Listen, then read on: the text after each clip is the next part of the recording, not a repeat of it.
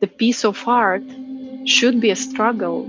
I mean, it is a struggle, and it's okay. That means that something happening, that something important goes through you, and otherwise it won't be a piece of art.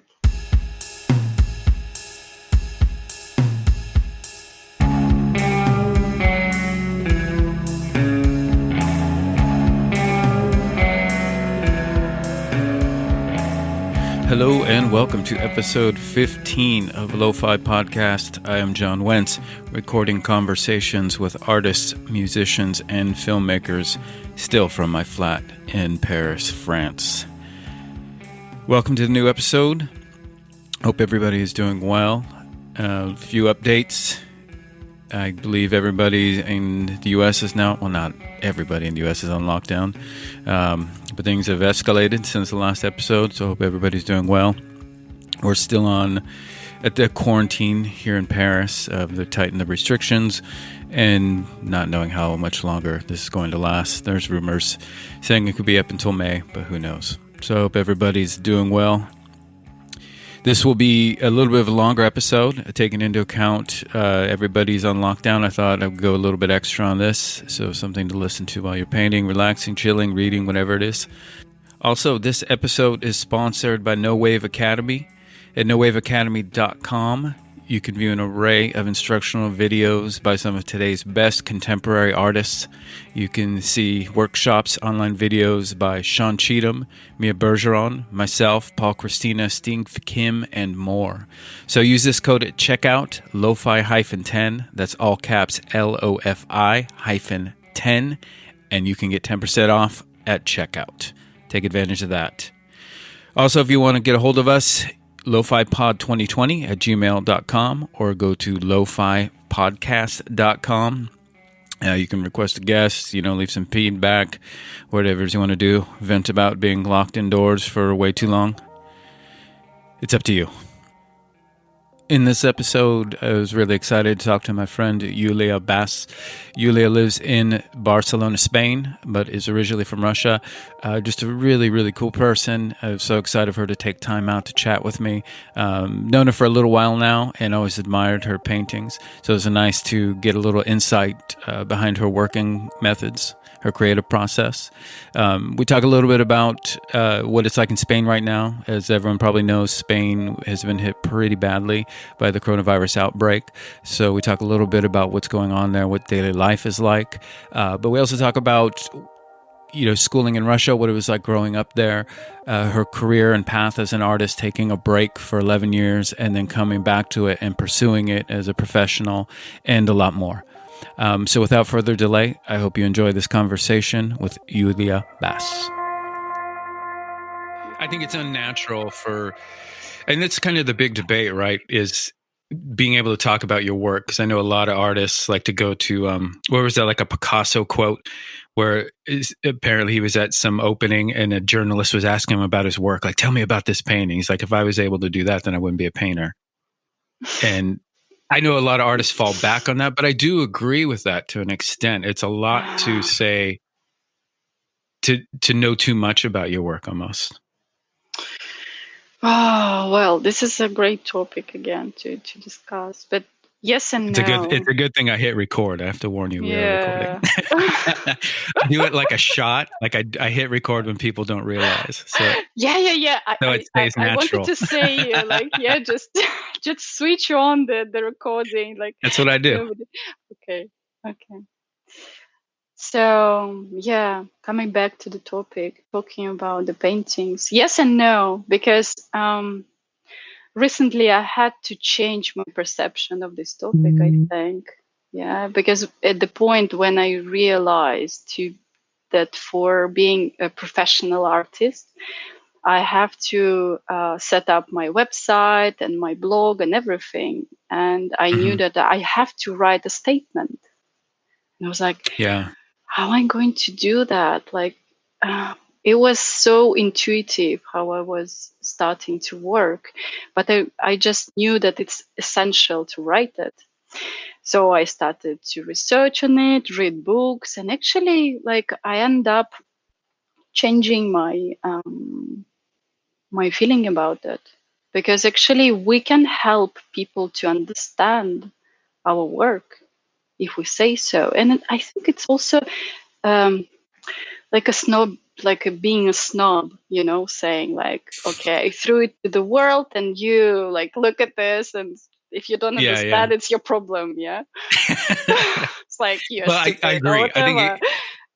or it can be a crutch, I think, too, because it's difficult for artists to do. So I think it's really easy too to go like, no, I just make Yeah. pictures. You Yeah. tell me what it means. Yeah. Because it's hard. It's hard to Yeah. reflect on your work. Yeah, that's why you can hide yourself behind this quote, like, I just do art and I'm not here to explain it. Why not? I mean, you Yeah. can try. You can, of course, you have to push it, like push yourself into that. So I was like answering the question. So there are like, books helping to actually to drag it from inside. I mean, yeah. So they actually like a forms you have to fill up, yeah, with your answers. It's Uh-huh. like they're really, really detailed, and actually they make you think about why you do it this way or not another, like in many perspectives. And you just by filling these endless questions, you're actually realizing why you do so. And it helped me a lot. Actually, it helped me a lot to understand my work. Yeah. Was this a Okay. specific book that you were It was, I working with? think, it was like some like many articles I was researching, and then I think I read the full book, which is Art Right. Something TE, like right? Art Right, yeah, right, Oh, okay. Yeah, I like haven't heard of it. writing. Like right. Yeah, yeah.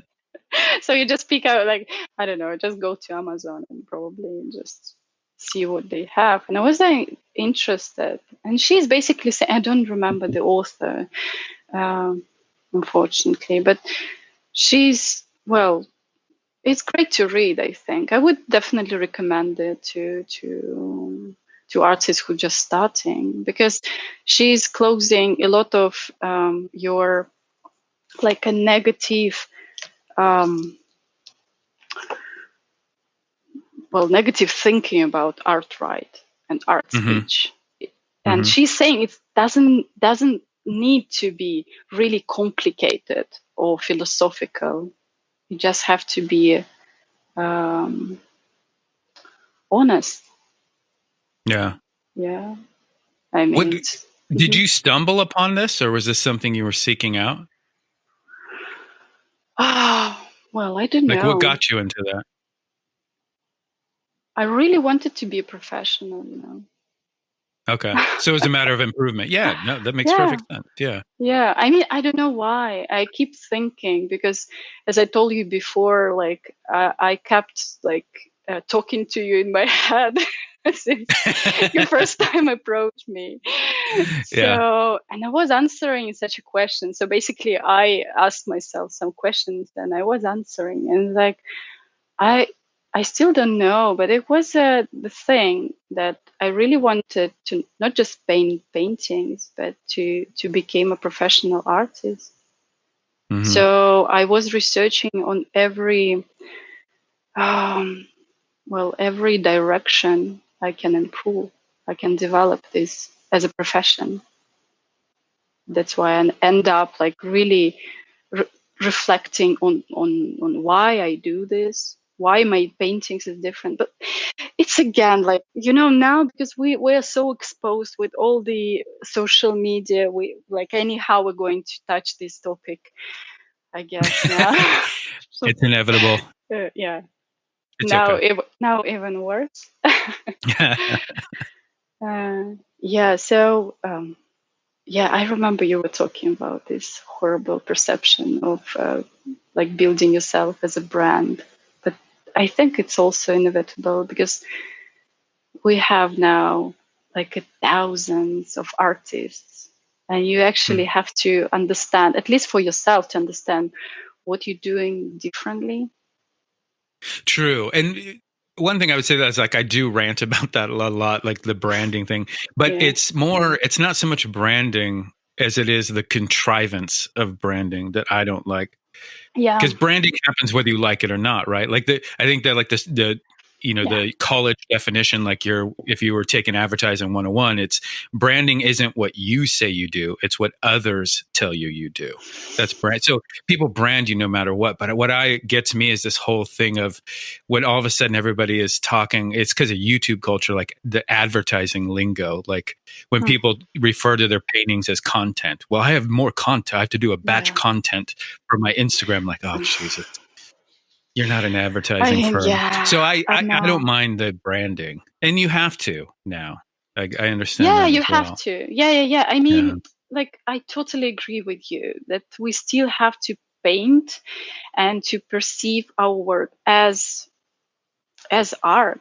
Yeah, it's not a content, but we do content in the same time. You're right. So it's like we do. Yeah, I mean, we can whether say you like it or not. like beautiful words, like beautiful words about like not to, but we are doing it.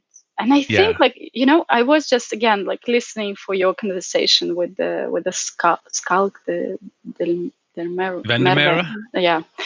Sorry. Sorry. I really loved it, but I think just listening to it, I was thinking it seemed like we paying this price. I mean, we now kind of have to advertise ourselves, administrate ourselves, branding ourselves, and everything. Yeah, and actually, it's a hell of the work. I mean, I'm just trying to explain my friends or relatives that sometimes I don't have time to paint. Yeah, it'll take up a large portion. Yeah, like all emailing, the advertising, again like I don't know, all the traffic. So it's just enormous work. And so yes, maybe we're going to get rid of the galleries, but I think we're paying a huge price for it. Just taking We're this taking job. on a lot. Yeah. Yes. Yeah, it is. And some people do great with it, I think. And that's going to be another thing, I think, that will create this funnel effect for artists. Is now that's going to be part and parcel of your job. It's not just making the pictures or the paintings or the sculptures, whatever it is that you do. You have to take on all this as well. And a lot of people are going to be like, no, I'm done. Thanks. Yeah. No, thank that's you. part of being an artist now. Yeah. Well, yeah, the world is changing anyhow. And I mean, and that's the other thing, right? It's changing, and that's the other part of being an artist is keeping up with the change too. It's not just doing that. It's like because the fads change, people's like email lists become stronger and then they get weaker, and then algorithms, like all that stuff becomes part of your research in air quotes or totally. I mean, but that's interesting. Oh, go ahead. Sorry. No, say. No, you go, because I'm on my third cup of coffee, so I'm going to talk too much. Okay. No, I have my tea. You were like a tea drinker, no? Wow. Yeah, I drink tea in the afternoon. So I have cups, coffee in the morning, which it's almost afternoon. But I had to reduce my coffee drinking like into 1 cup of coffee. Now, like sitting at home, I think like I do 2 cups of coffee, and for me it's already like that's a lot. No, it's not a lot. I just know that if I wouldn't control it, I would be just 5, 6 a day. Yes, like, especially when we're on quarantine now. It's easy to just. Yeah, I know, because we're endlessly trying to cheer ourselves up, no, with sweets and everything. We run out of all chocolate at home. Yeah, I'm doing that too. When I go out, like we were joking about how I go out and look for cheese. Like that's my one thing. I know. But my other thing is cookies. I love cookies, so I'm always getting cookies and cheese. Oh my anything God. For that like spike of dopamine or endorphin. Just dopamine. Like, yeah. Exactly. So like I'm going to order some food like online, and I think I put like 7 chocolate in my cart. Oh my God. I know. Are you doing a home workout routine? That's what I'm doing. so I don't put on too many Yeah. kilos. Yeah, that's Kilograms. what we're talking, because with our design studio, because I'm working also as a designer, and we just had a team call all together, Oh, okay. and we were joking about, like, okay, in a couple of weeks we're going to be rounder anyhow, Yeah, yeah. with all this pasta and rice all day. Oh man. Yeah. And nobody's exercising again. Okay, I do like a 5 minute workout with my daughter, Oh, like five, nice. five Yeah. minutes. Like sometimes I do kind of yoga, but Yeah. Yeah. it's not the same. Yeah, yeah. I know this is what, and actually now, but the weird situation is that, man, I see so many advantages of this situation. It's so weird. I Such mean, as. for example, yeah, regarding these physical exercises, like I literally feel how important it is. I mean, I feel it. I not just read the article about, oh, you have to exercise, or you have to do like every day, like at least something for your body, but actually I feel it. Oh, yeah. Yeah. I feel Yeah. how I don't know, the mood is changing, Yeah. that I'm Yeah. Yeah. sitting It's in one of front those of things. It's like you. when you take something away, you really see the Mhm. benefit of it. Yeah, Yeah. yeah. I mean, it's now just amazing. Like you can feel it about, I don't know, like a screen time. I don't know, you're like a time management. Like I don't know, so many things. So many things. You actually see how it works, because we were always running, yeah, and we were always doing our routines, and Hmm. now we're kind of It's been interrupted. Yeah. yeah. Yeah. What's the situation like in Spain right now? Well, everything is locked You're in down. So Barcelona. yeah, I Yeah. am. Yeah, yeah, Okay. yeah, in Barcelona. Well, so they just extended the quarantine for another 15 days. So I mean, at least 3 weeks more. Yeah, Yeah. starting And you've from been on today. for how long right now? For 10 days, I think I was sitting. So I'm sitting home Okay. for 10 So, days, and um, well, um, it's. I mean, it's different. Like for me or for country, it's different to say. I mean, difficult to say. Sorry, that I know it's really harsh time for medical system. Yeah, and I actually stopped reading the news recently, like for a yeah. couple of days, because Hmm. the numbers are so scary, and it gets me down really, just to be I don't know. Yeah. Yeah, I had to so do it's the really, same. yeah, so I mean it is really sad. I mean it is, so we cannot compare it anymore with any flu or car accident statistics. It gets much Hmm. worse. Yeah, you see what I mean. Yeah. And so, but you don't see it. It's strange. It's really surrealistic. That's the weirdest part about it, the Yeah. invisible threat. Yeah. So Yeah. just reading about it. So just like a friends of friends who having like many doctors as a Yeah. friends, they Yeah. saying they in hell now, and you don't Yeah. see it. But yesterday, what happened in Barcelona? They were clapping. They were like giving applause to. For the medical workers? Yeah, I was Yeah, they like do throughout that the city. here Yeah, every night at 8 p.m. yeah. I mean, it was like so moving, but Yeah, it still, is. I mean, so surreal.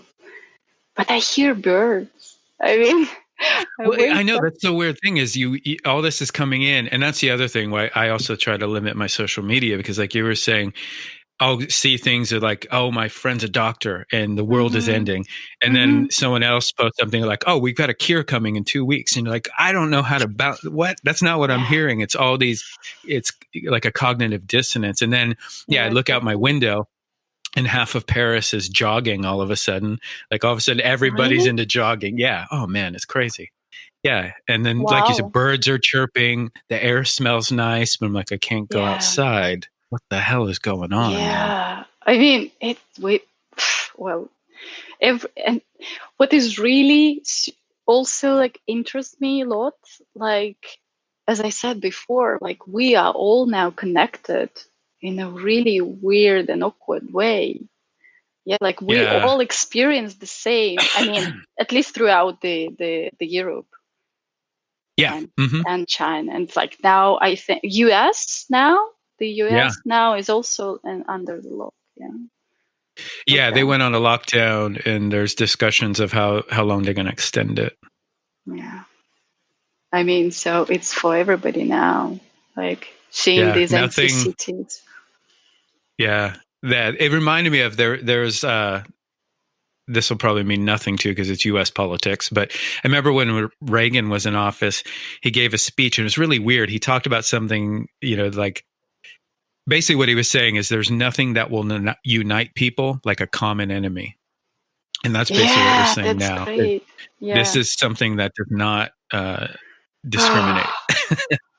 Yeah, it's so So, true. Yeah. It's so true. It's crazy. Like we all now have a like the common issue, and we can speak about it with anyone. Like, yeah, we can yeah. call anyone and speak about it.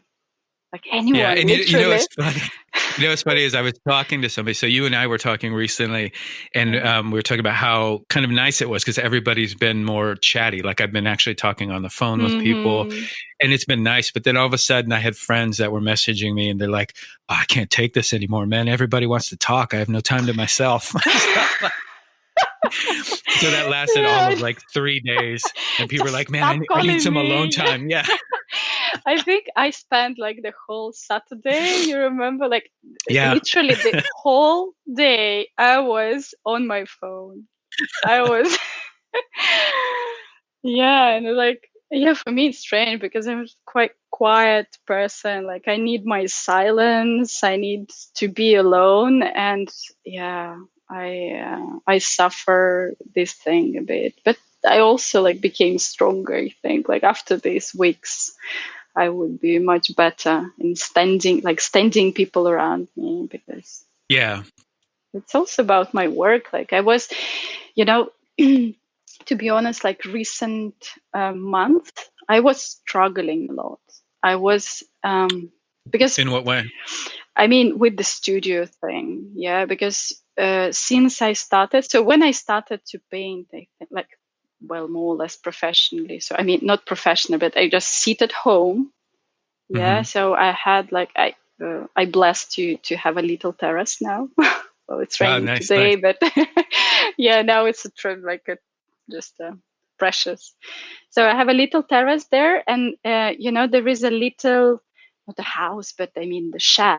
Yeah, where you keep all Mm-hmm. the trash there, all the Yeah, stuff. yeah, yeah, So I throw everything away, and actually you have literally like a place to a little table and a chair, and that's it. That's yeah. where I started. Yeah, so I was That's where you painting. started to paint. Yeah. So I How set long? up And that my. was recent, Yeah, right? I How mean, long? it's like 2.5 years ago, like three. Ah, that Yeah. blew me away when you told me that. Like, man, you talented Yeah. people. Like, No, takes me a no, decade to learn to paint, and then you come along in 2 years. no. Like, It's there not you like go. I just started from the zero. Yeah, I mean, I was I had the art education as a child. Oh, So like a art yeah, elementary or art high yeah, school yeah, type yeah. of So thing actually, like I studied in in Moscow, Russia, in right? In Russia. Yeah. Moscow. Okay. So and I don't know how it is in Europe. It doesn't seem so, but in Russia we have these extra curriculum. How you say Mm-hmm. that? Yeah, Correct. Yeah. schools. When actually after your normal school, you go for several hours for art school or music school. Yeah, Oh, so it's okay. the same. So you Okay. combine things. So it's not just it's like another school. Mm-hmm. Yeah, so you not just spend one hour a week, but you actually go there like 3-4 times, and you spend several hours there, several That's for several amazing. years. Several years. What were you? And This is is it like about well like Russian. rounded? Huh?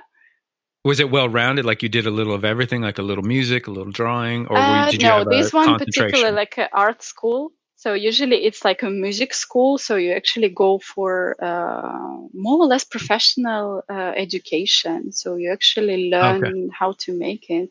And it's kind of necessary in Russia. I mean, if you want to be an artist, you kind of have to go to such a schools like when you're a child. It's like it's more like a professional sport, I would say. You know what I That makes mean? sense. Yeah, because you guys have a Yeah. history of Yeah, I the know. Russian academies for art are crazy. I know. Yeah. But you produce, I mean, like those Russian. I mean, it's not for everybody, but like the what was it? The Russian socialist paintings and stuff like that are Mm-hmm. just incredible. Mm. Slightly propagandistic, but technically, Slightly, maybe just a finger, just just a yeah, little, just just a a little. little, yeah, just a little. But This, technically, they're stunning. yeah, a little bit fascist as well. I think, Slightly but fascist, yeah. just a slight. Okay, yeah, I know. Yeah, this is another great topic. And now we're now jumping from topic to topic, but okay. That's fine. So yeah, talking to the education there. I mean, yeah, it's crazy about this socialists, like socialism. They actually like after revolution, they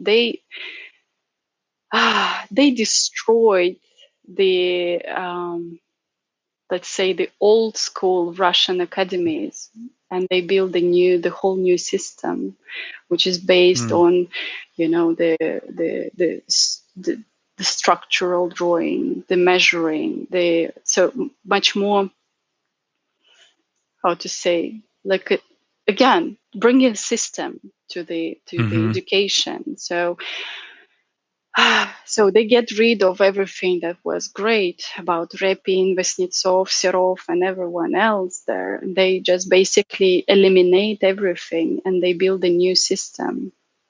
Yeah, I Wow. know. I So that's know. amazing. So even the education, the way the Yeah, approach to art absolutely. became very systematic, just as Really the systematic. Just for politics did. everyone to follow the Yeah. same system, the same guidelines, and it changed the art world significantly. So I mean, the way they started to teach kids and adults like how to perceive the portrait. Hmm. Yeah, so it shifted from the portraiture, from the emotional, from the I would say Expressive. like expressive, yeah, way of drawing to a really cold and yeah, just a systematic painting. Yeah, I Hmm. mean, so you just have to know the proportions. We call it building. Yeah, building the face. So you actually have to know the proportions, how nose, like how many times your eye like enters to your nose size and everything. Yeah. But it's crazy because it's like never the same.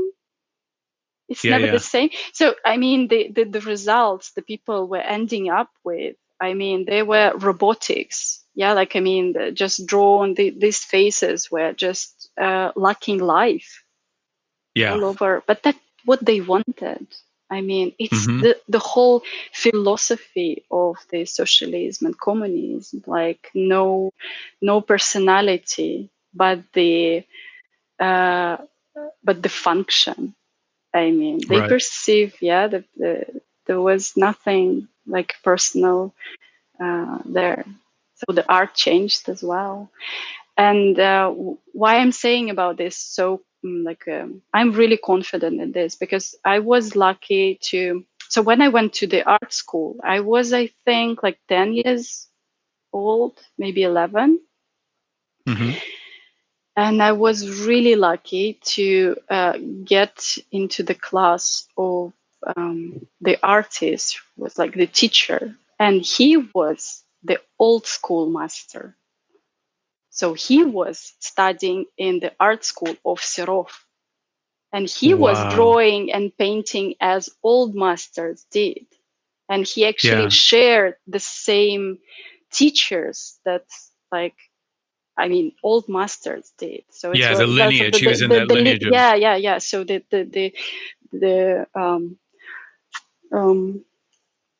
yeah, and in the same art school, I studied for 1 year with this let's call it new style Mhm. socialistic way of teaching. It was so boring. I actually nearly quit it.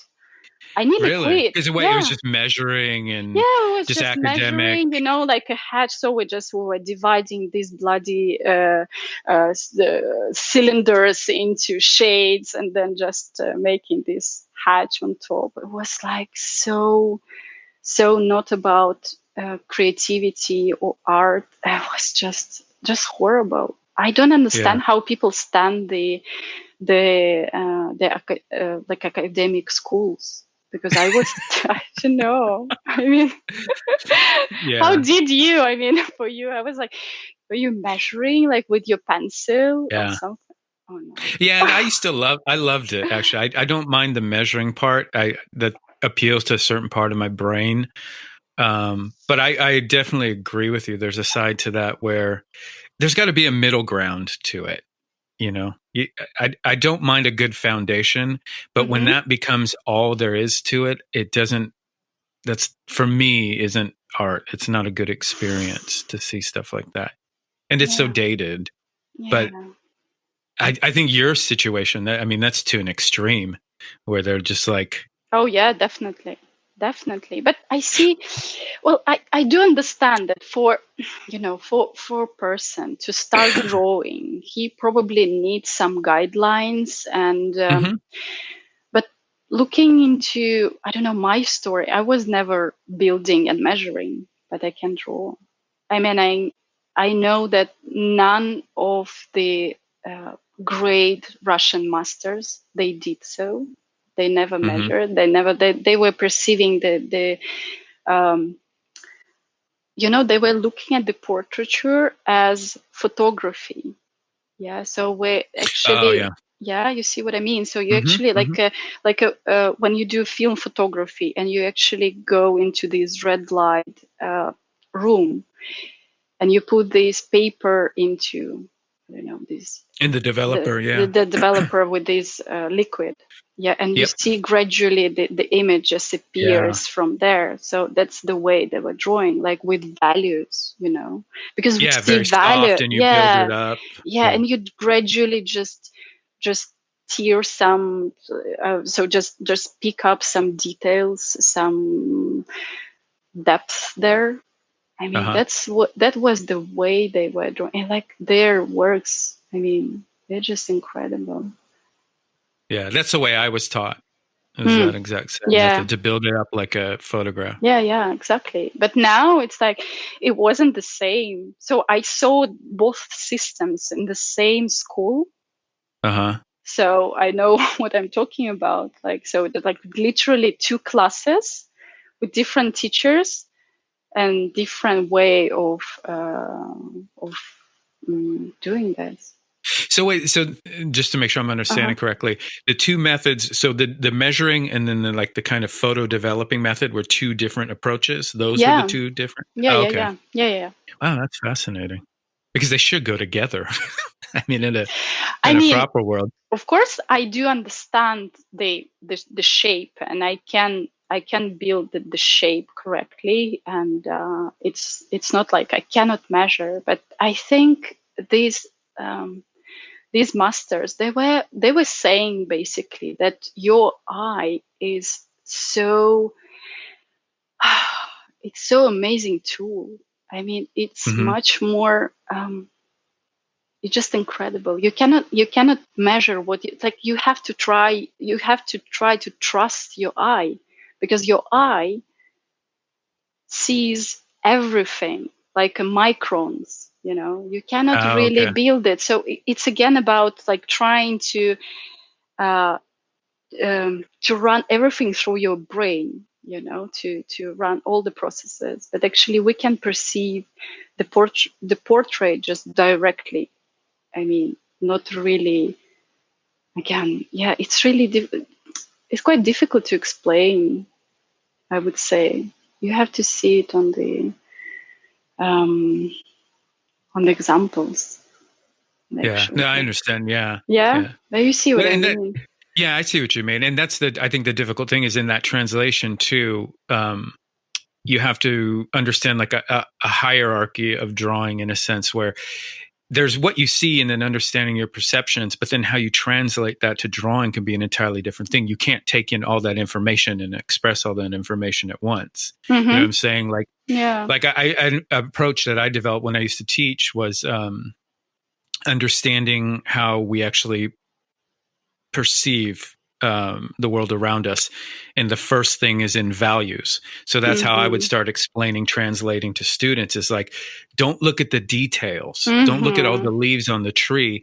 You squint down and see it in terms of values. Exactly. That's your first hierarchy of drawing, because that's how how we think we see things is not how we see things. Exactly. Yeah. This is the point. This is the point.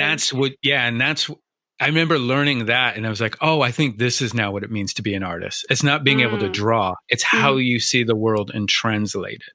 You know what I mean? Because then after values is edges. Like that's how the brain perceives things, because we need to not bump into things. So I need to be able to see like a hard edge and a soft edge, you know?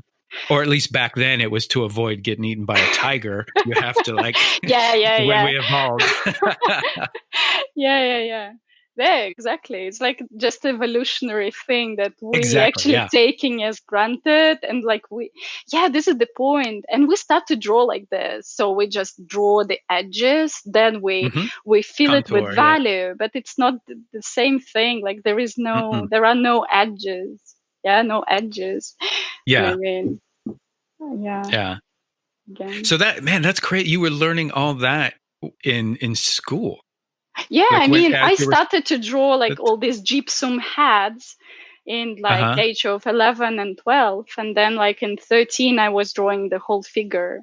And and that's why I was learning so fast, because this teacher, he was actually not giving a fuck about the system, you know, like you have to draw the sphere, then you have to draw the cube for another week or a month, then like maybe in 5 years you can draw a human. No, just take it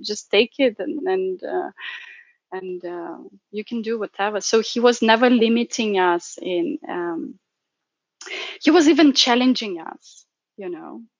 And interesting. How? Challenging? I mean, challenging, like giving us really, really difficult tasks. Yeah, like a drawing, like for 13 years old, like a drawing the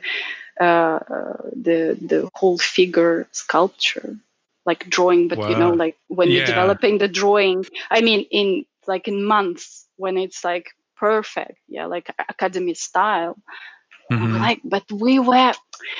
I don't know, we were excited by this challenge itself, you know, so he trusted to us and we were like really enjoying it. I remember. Do you think in a way too that kind of saved art for you? Yeah, definitely. Where you were saying like you were getting really bored with the measuring and this and that. Like, definitely. So he actually found me in another class. So sometimes he was lurking into other classes, you know, for talented students or something. So he was like picking his nose and just seeing what everybody is doing.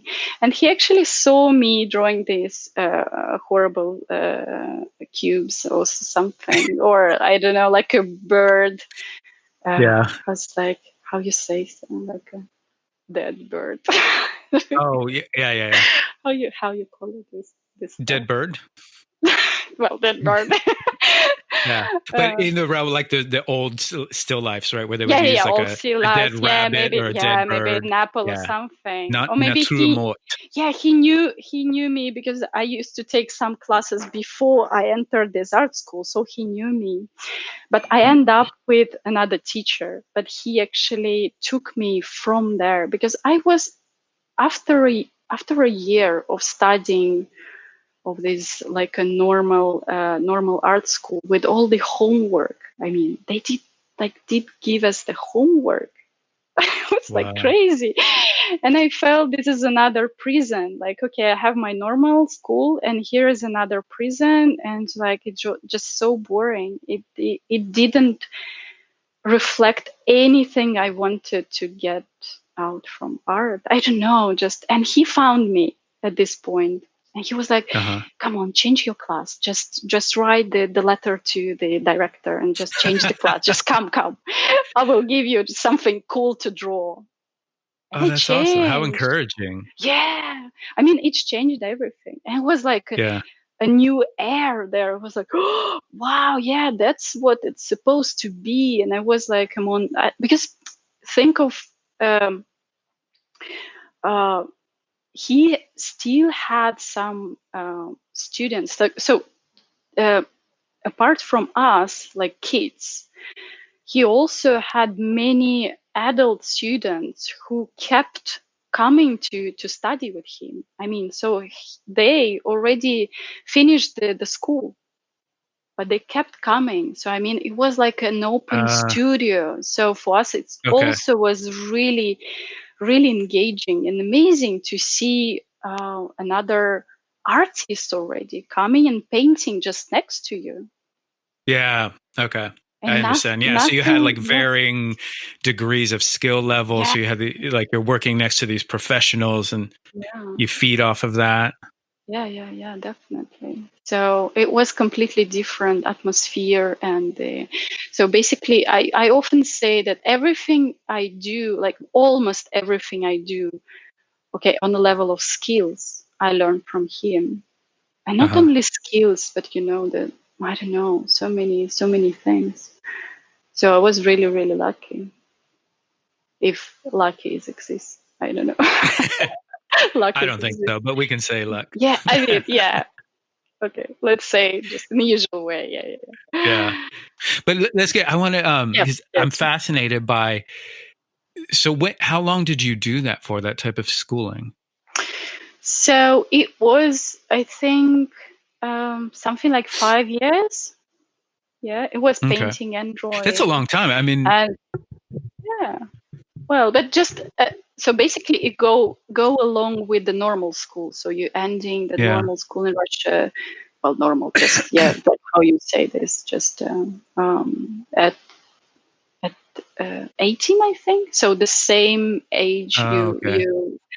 uh, you graduate from the art school. Well, music school in Russia, they have like 7 years. So I mean, they are much worse. Like it's Wow. proper education. Yeah, Yeah. and then but I kept studying with him, with this teacher for a After couple you of months. graduated high school. Yeah. And actually, the funny thing that I actually make him work in my university then. Really? Yeah, I did. I did. It How was just, come? I mean, it was so I went to study the architecture and interior design because Okay. again, yeah, I mean, it was crazy because then nobody started to studying art as a career. Mm-hmm. You would be Yes. Not. insane if you go to study this. I mean, what the Yeah. miserable life you're going to have. Yeah. Yeah. So, and even my teacher, I remember, yeah, like it's also just incredible to think about it. Even my teacher just really pushed me into some normal profession, you know. The drawing teacher did. Yeah, this teacher. I mean, Wow. yeah, I know, because it was like the situation in Russia. We had no any examples of successful contemporary artists around us. Maybe Uh-huh. it was again like maybe not so far from Soviet Union time where we were really isolated. Yeah, so we Yeah. had That's what I was no. going to ask. Yeah. I don't want to ask too much about like years and stuff to give Mm-hmm. away ages, but this was No, it's post okay. Soviet Russia. Mm-hmm. Hmm. Yeah. So Okay.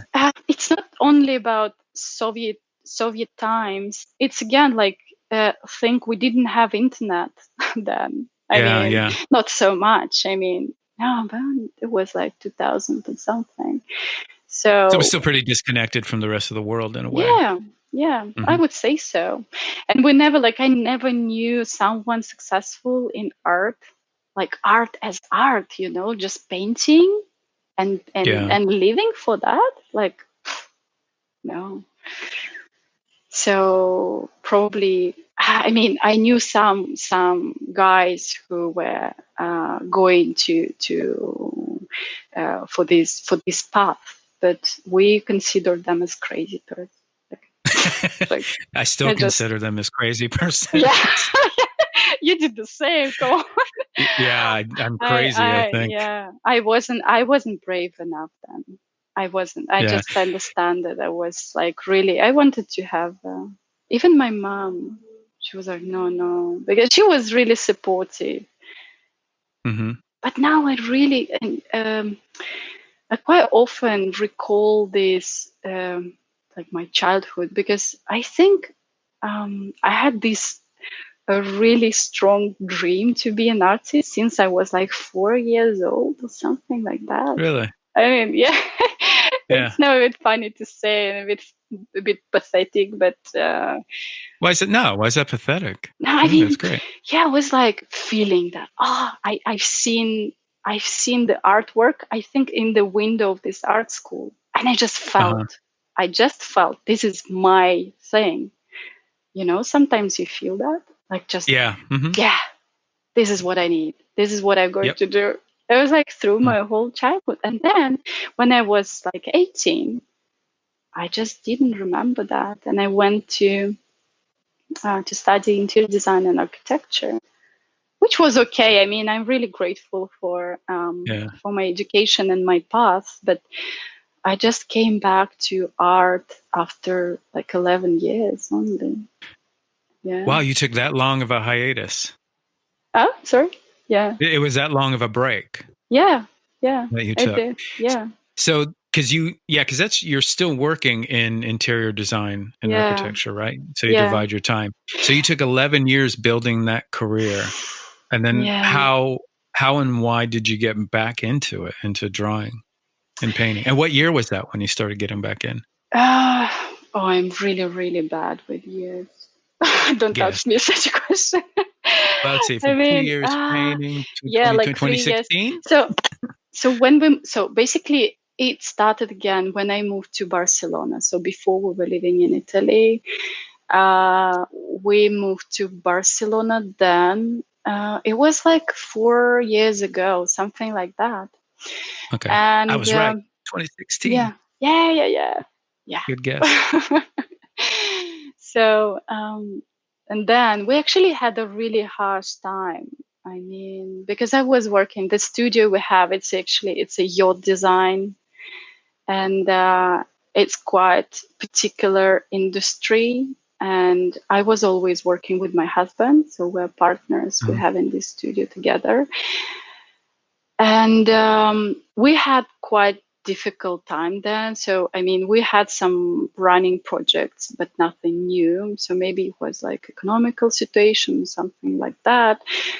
And we have so many problems to transferring here. I don't know, in terms of documents, the works in our apartment, like everything just felt Mhm. so difficult. And we also had our daughter. She was really small, so it's actually also required um, so much attention. Yeah. And I just felt that I got into quite a depressive state, Okay. and I realized I need something else. So I went to life drawing classes. You remember your conversation with Agnes? Yeah. It's Oh, so similar. Yeah, I that's really know. interesting. I know. It's like I was listening. I was just amazed because I also started. It was my escape. I was like, okay, just enough. There's business problems and like the little child all over, and Yeah. I just couldn't stand it. I just really felt I need some time for myself, and I Yeah. started to draw. And actually, these guys, they're now like my best friends here in Barcelona, who having this live drawing studio here. I keep coming there. I keep going there sometimes. Oh, you do? Yeah, I do. That's Yeah, excellent. like really. And so I started to draw, and I was again like feeling this flow, energy of it's like, okay, I'm alive, like life could be okay, when I'm there. And I was drawing like crazy. So I did all the sessions they had like three times a week or something. And yeah, it was something for a year. So it was really important for me in terms of skills. I now understand, because I was just keeping this practice. I re-enter all my skills, basically. So I just building them back up. yeah, exactly. Yeah.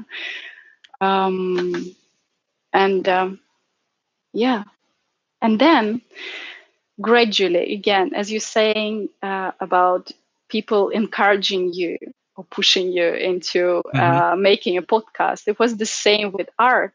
Like people around me, they were constantly asking why I'm not selling my drawings. They're so great. Like, why? Like, are you an artist? I was like, no. Yeah, of course not. What's the weird thing? Yeah. And like the more they asked, the like more I was actually like getting used to this idea. I was like, why? Like, really, why not? Yeah, see what I Yeah. mean? I was like, And why? What were you telling yourself? Why not? I mean, oh, what this was is, keeping you?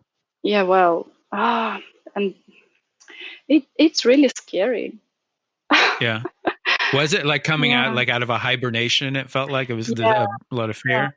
I think Yeah. it was a lot of fear. I think like even when I decided to go this path, to actually let myself to try, I think I struggled another year of different difficulties just to let myself do this. And it was like so harsh time. I mean, psychologically, because Yeah. I was just so much. I actually talking a lot about this with people who just starting, and so it was like all about, I don't know, feeling insecure, feeling I cannot really make it, like nobody let me make it, like why I'm thinking like I could succeed. I mean, the hell of the thing. Yeah, that's a lot to put on your mind when you're just starting something or getting back into something. Yeah. I think about that a lot, actually. Well, not a lot, but often that, like, I think if I started now, I Yeah. couldn't do it. Yeah, I Really? don't think I could. Yeah, because I mean, there's pressure enough, as you know, like being a quote unquote whatever professional artist now. But to start, I mean, I applaud anybody who starts out now because of things like social media. Like, I actually remembered that I read an article a couple of years ago about art students graduating, and their biggest stress, they said, was entering social media with their artwork. Oh, for sure. They were mortified. So that's what I mean.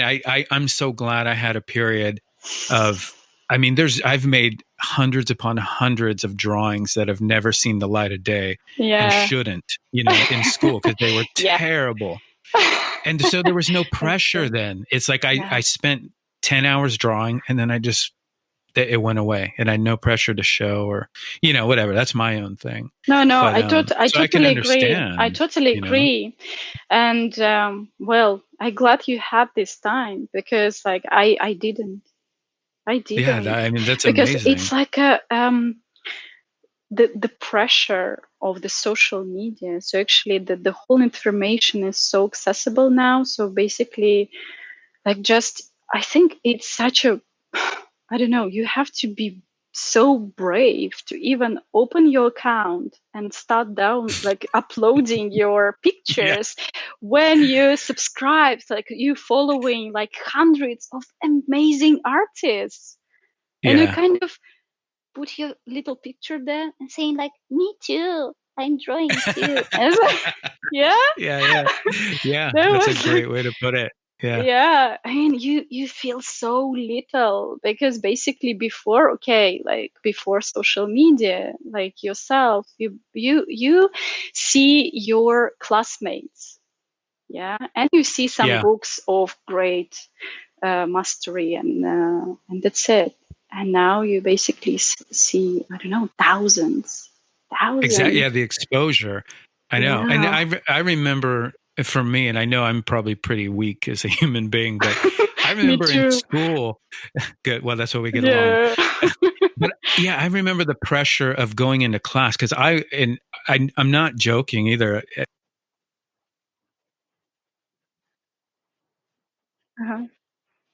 So much stress. I'm like, God, I'm going to make another. I see. And so, yeah, applying that to like going on social media where there's thousands upon thousands of people. Hmm. It's tough, man, but it's good.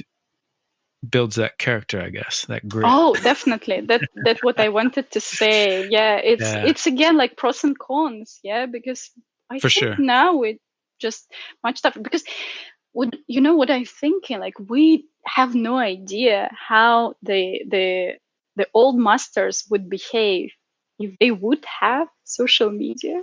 I don't know, like Oh Francis yeah, like if Bacon's yeah, or Instagram account, like Rembrandt. Yeah, Rembrandt Rembrandt had a account, like it would be, oh no, I'm quitting because there is another guy. Like, yeah.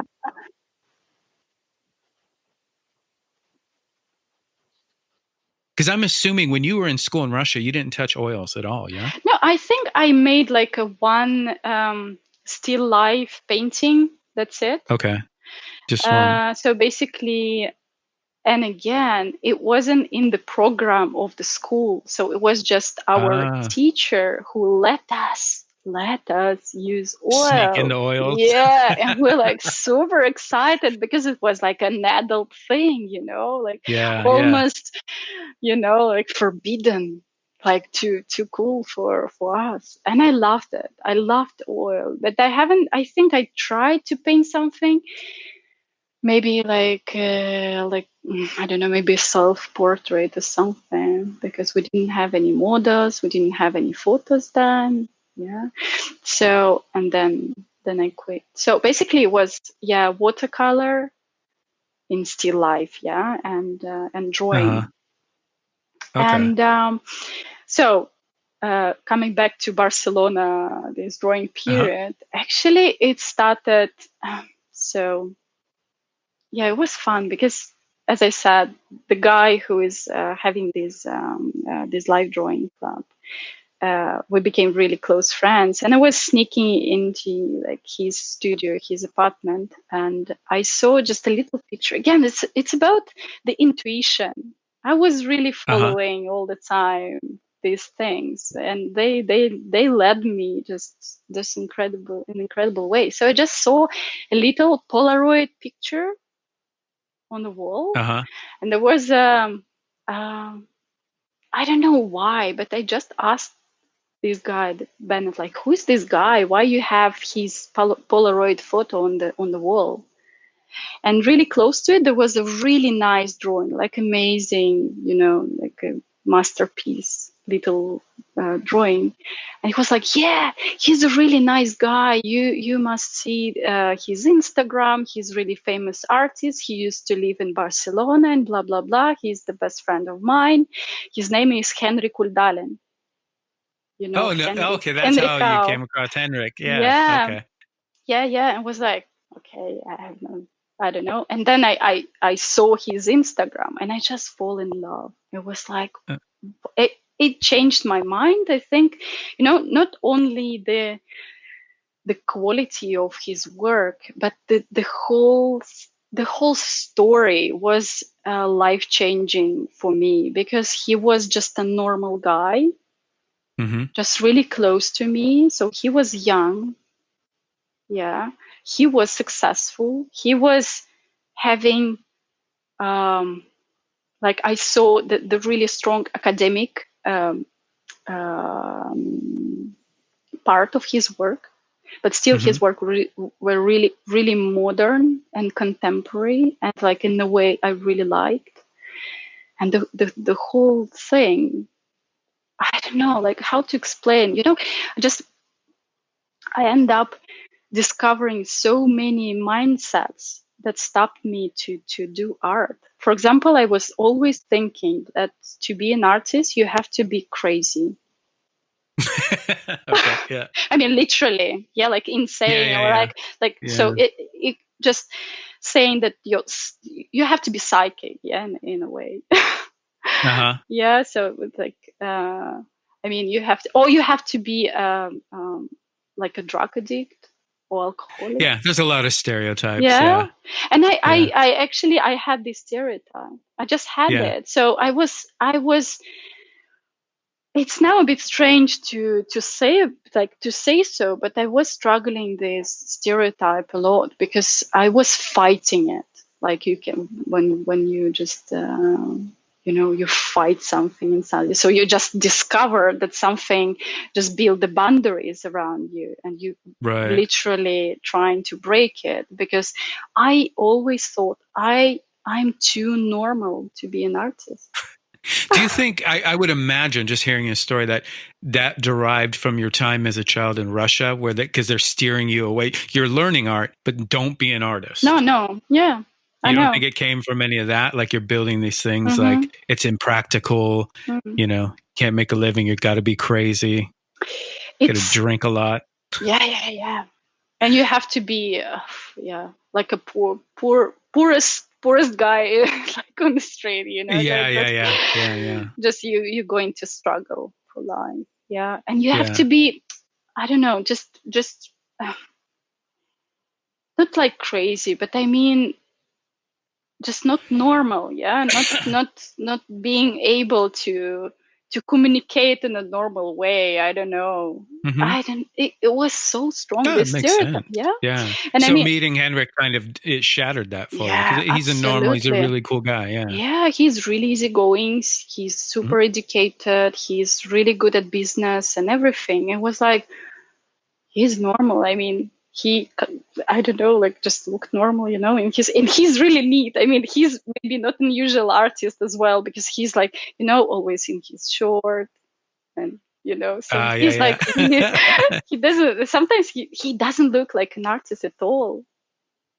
But in the same way, he's just amazing artist. And I was like, wow, it is possible. Because when I was studying, it was like, yes, you can draw, you can be professional at drawing and painting, but you cannot be artist. You see what I mean? Because for being an artist, you have to have this just outstanding personality, like a charisma that spreads in kilometers around you. Yeah, like I don't know, just I don't know, just about the image of the person.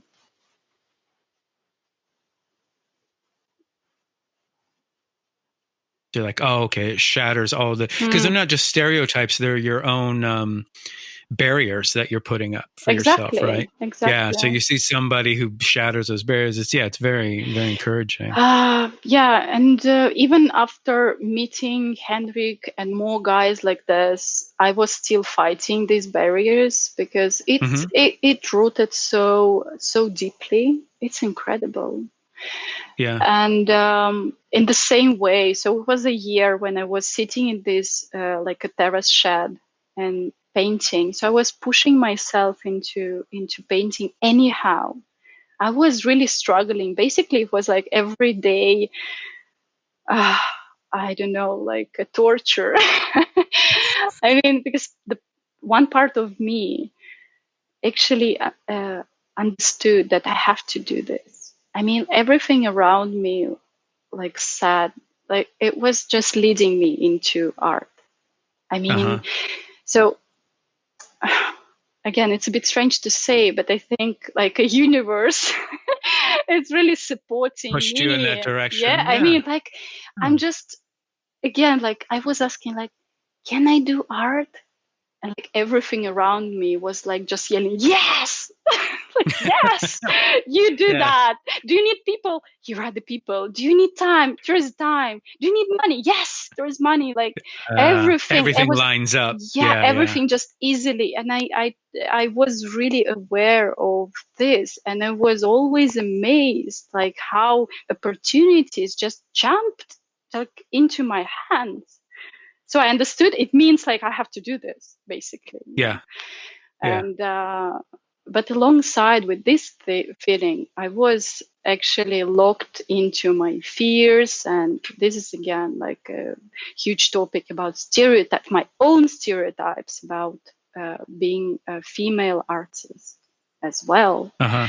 And what stereotypes did you have with that? well, the same basically, because I came from the really traditional society, and like patriarchic, as we said. Okay. And I never know.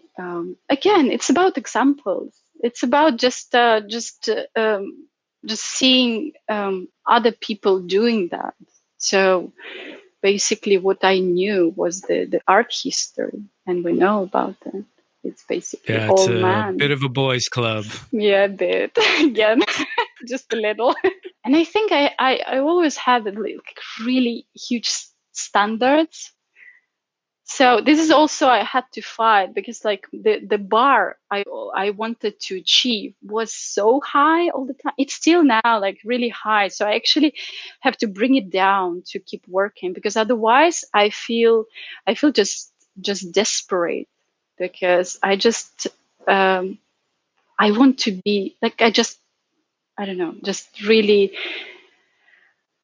look at the best examples, I see. Okay. You cannot reach it in 1 week or even in some years. No, it's a lifetime. Yeah. Who were going back to this idea, like you were talking about now, not just getting back into it, but exploring it as a female artist. Mm-hmm. Who were you looking at? Because you said there was things that were kind of shattering that stereotype for you. Were there certain female artists you were looking at? I'm still looking now, actually. Yeah. And now I do it more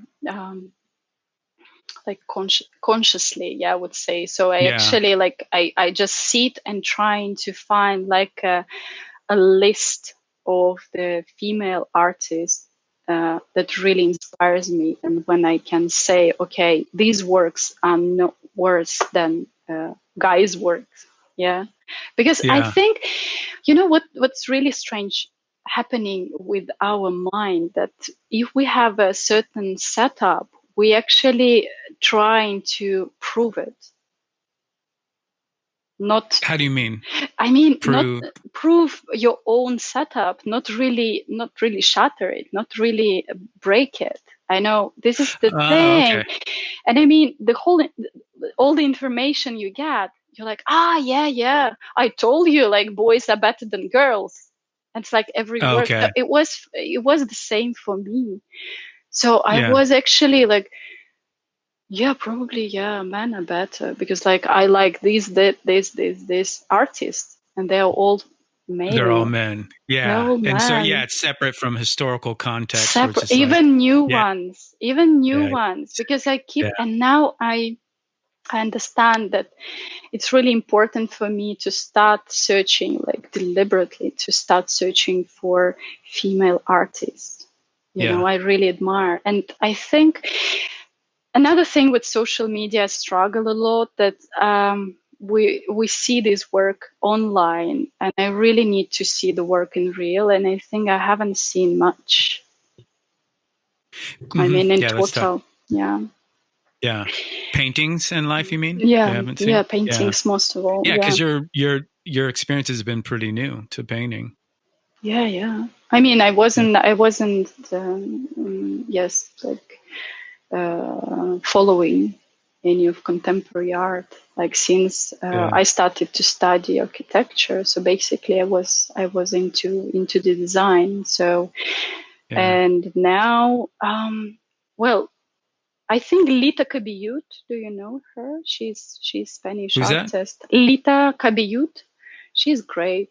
I will send you I'm the not sure if link. I do. Yeah, Yeah, send me, please. I may know. yeah. And I mean, again, just seeing these works in real, she's incredible. And like Yeah. I felt this power and everything. Like she's so great, and her her scale, and you see this personality strength through the works. So that Uh-huh. was really inspiring.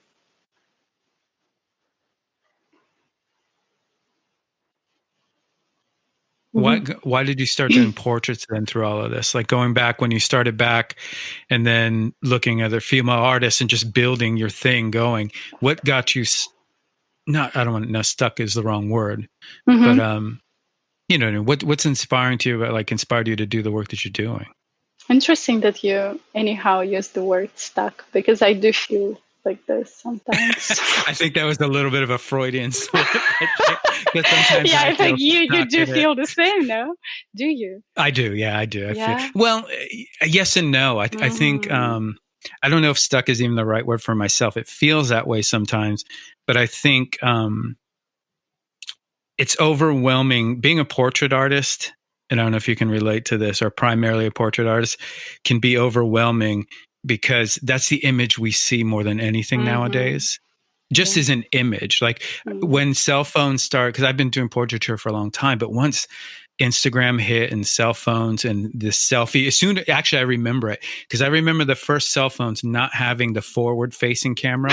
Yeah. Once that forward facing camera came in, I was like, dude, I'm Yeah. done with portraits, but I'm Yeah. It was compelled to too do much, you them. mean? Or It's too much. I'm tired of mm. seeing people's faces. I'm Yeah, so tired of it, I see, man. I totally see what you mean. Yeah.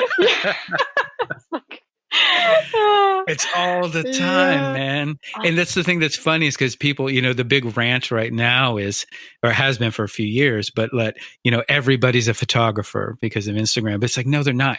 Everybody's a self portrait artist. so Nobody's facing that yeah. camera out the other way, Yeah. so it's tough. It is. It is. But that's what we have. And I mean, Yeah. we just But why is that what you have? Why did you decide to do I know. portraiture? I mean, I this is really really important topic for me. I mean, I was I was also not starting doing art as a profession for a while, because I was also thinking that what's the point to paint portraits? Like again, Yes. like there are too many, like way too many, I thought.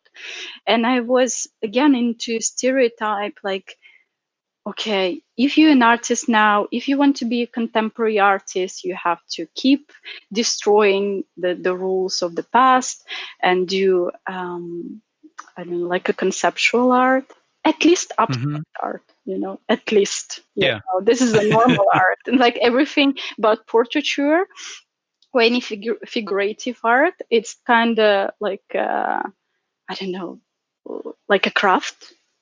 Yeah. You see what I Yeah. mean? Sure. But I wanted to paint faces.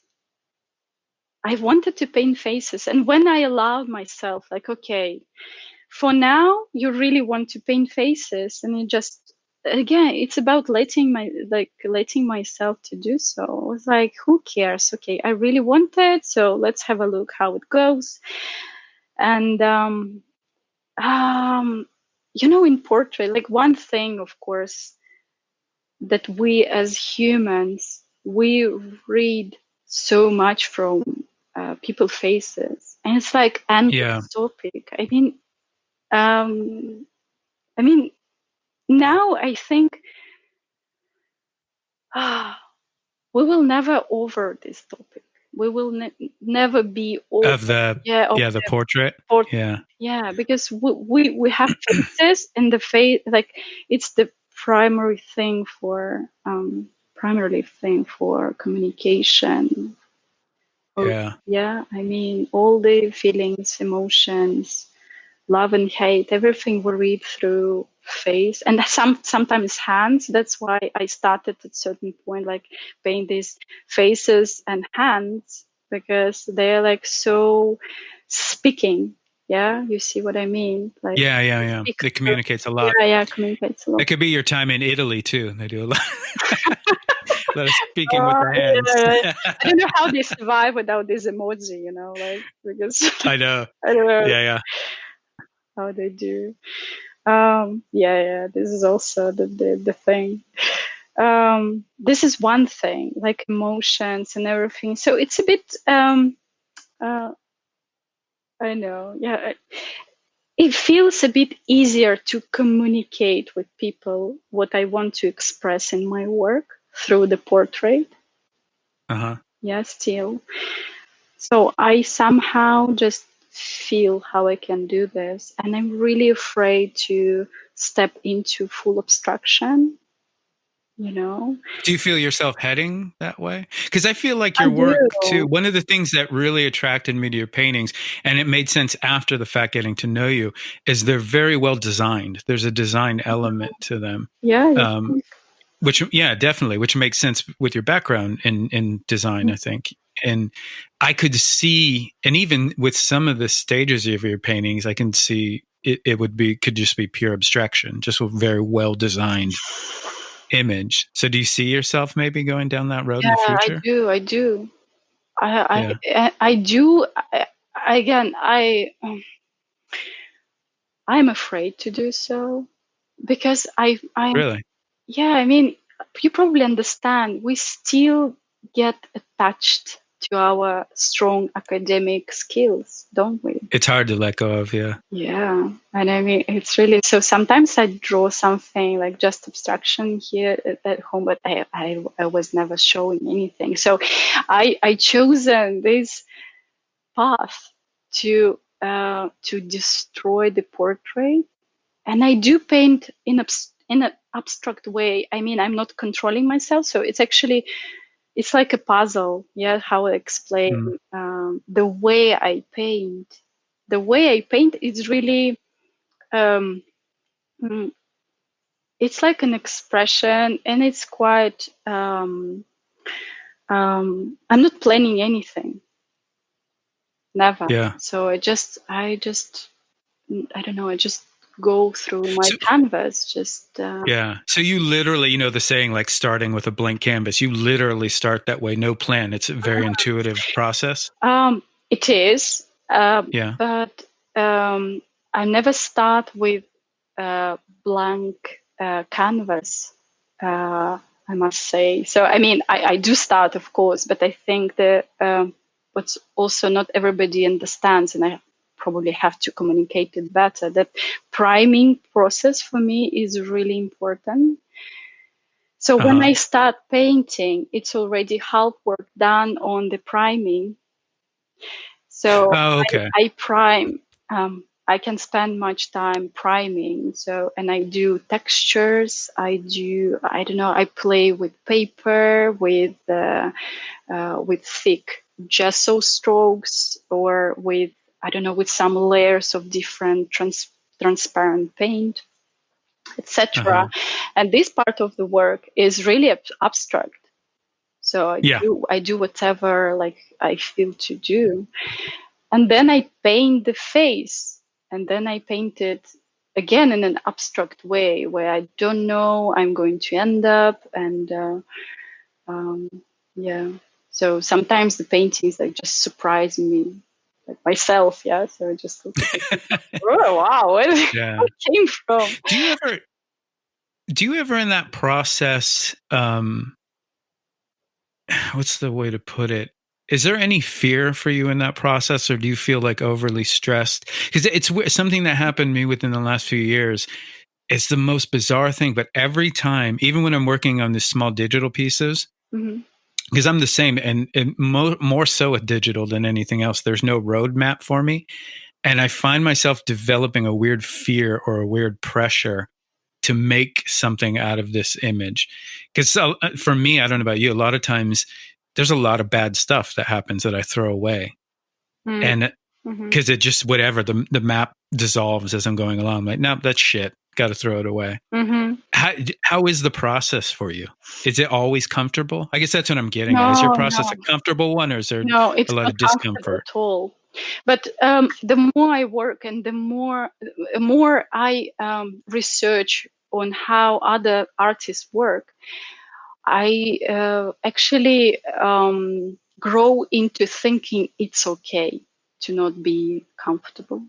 You see what I'm Interesting. saying? Can you give me an example, like something that when you're talking about researching other artists, is there I anything mean, that I sticks remember, out? for example, Jenny Saville, again, like if Hmm. talking about great female artists. And One of the best. yeah, well, basically, when again, it's like I saw hundreds of works of her, but when I saw it in real, it was like, oh my God, now I Yeah. got it. And the scale, it's also, I don't know, Scales because I am everything. into the scale as well. Maybe it's like, Yeah. Yeah. because it's about, I don't know, like taking this space. That's what I always wanted, as Okay. a Yeah. person, as an artist, but I was always afraid of it.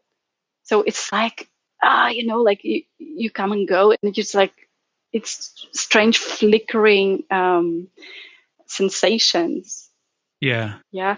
And when she was, I was like, I don't remember the quote, of course, like word by word, but she was saying that basically the piece of art should be a struggle. I mean, it is a struggle, and it's okay. That means that something happening, that something Mm-hmm. important goes through you, and otherwise it won't be a piece of art. I like that. Yeah. Yeah. It's beautiful. Yeah, and the more I hear people talking, it's like in all the podcasts and everything, like people searching, people not really content with their work.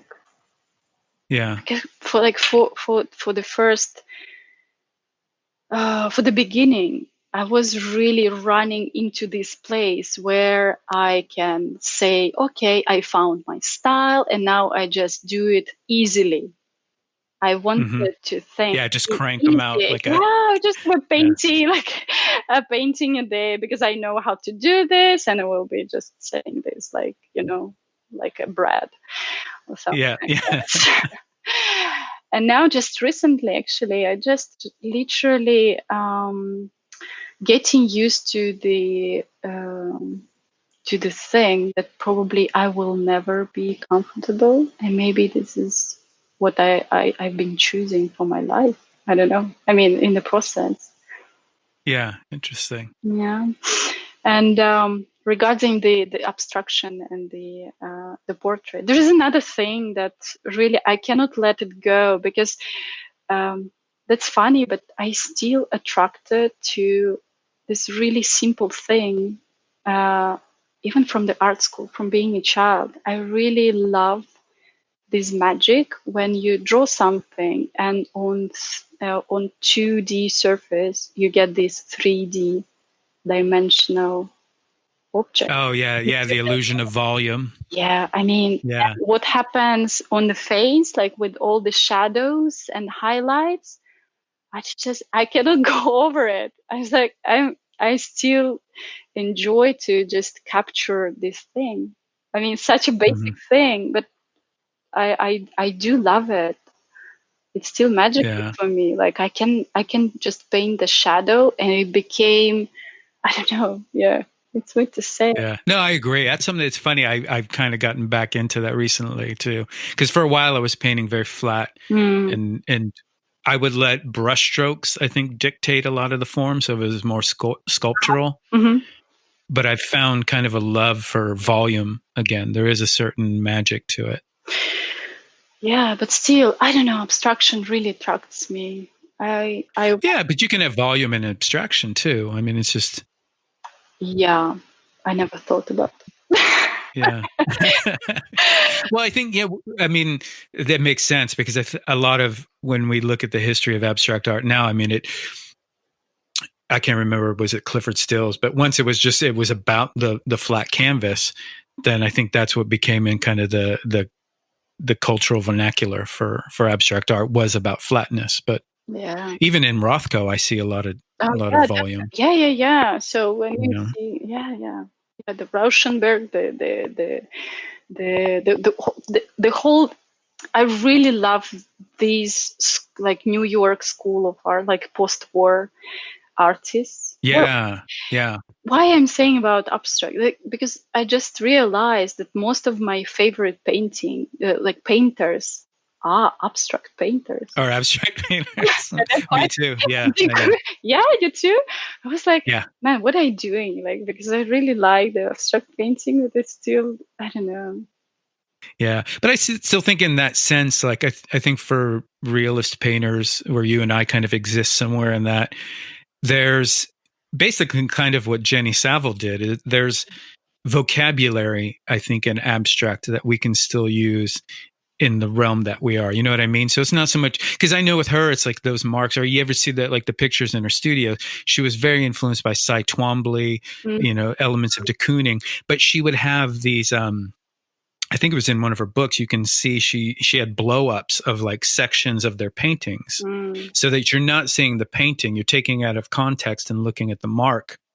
And it was actually her that got me thinking about mark making as vocabulary. Like, this is like an alphabet in a way. So I can take something from Rothko about with those color field paintings, and I could take something from, Twombly, since we're talking about Twombly, and put it together as something else, and which I thought was very interesting. And I think there's still a lot to be said with it. I know for me, like, I've been really inspired in the last 2 years by Rauschenberg and Richard Hamilton, the idea of collaging, but how can I do that, as a vocabulary within painting, I see now. I now see how it reflected in your work. It's so interesting. Yeah, you see something, especially with the digital things. So there's a lot. Yeah, I can understand the fascination with abstraction.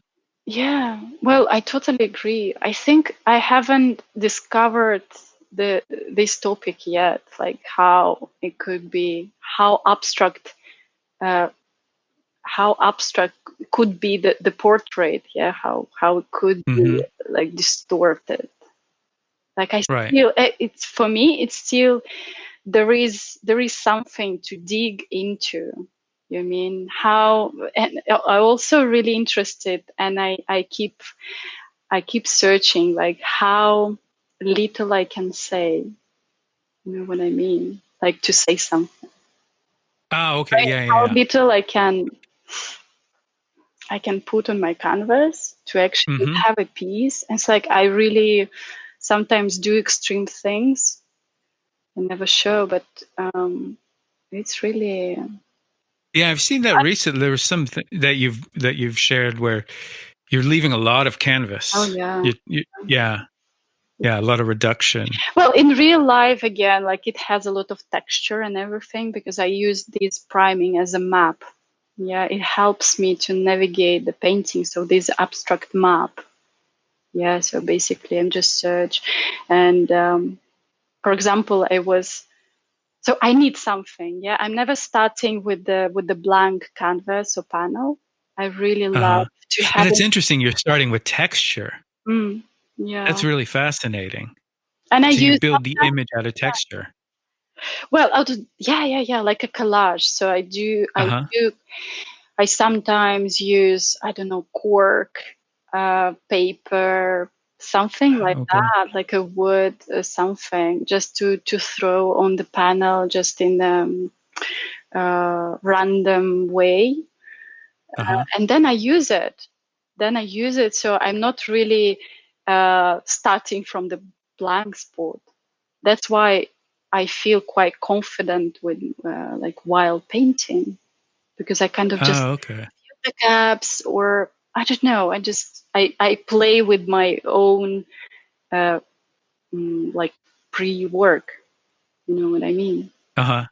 Yeah, that makes sense. You know, what's funny is I didn't even realize. I knew your works were pretty texture based, but not to the extent until I think it was today. You started your first piece at home on quarantine. Yesterday And you night. posted in your stories, and to see it in the light and you moving around it, I had no idea you used that much texture in your work. Well, So not it's really always. beautiful. Oh, thank you. Okay, so that was a specific piece that had a lot. Yeah, because again, I have the works. I'm working as a commissions for certain galleries or exhibitions. And basically, I have to do something like something. Yeah, I mean, so, or I already committed for do a certain type of work or certain size of work. But between these works, I'm trying to keep experimenting. And I had several panels that I primed like just crazy with this. It's actually cork flakes, if I can say that. You know the cork? Cork? Yeah, the cork. Yeah, cork. Like in a wine bottle? Yeah. But you can buy, like, I bought just a huge bag, I don't know, like 2 kilos.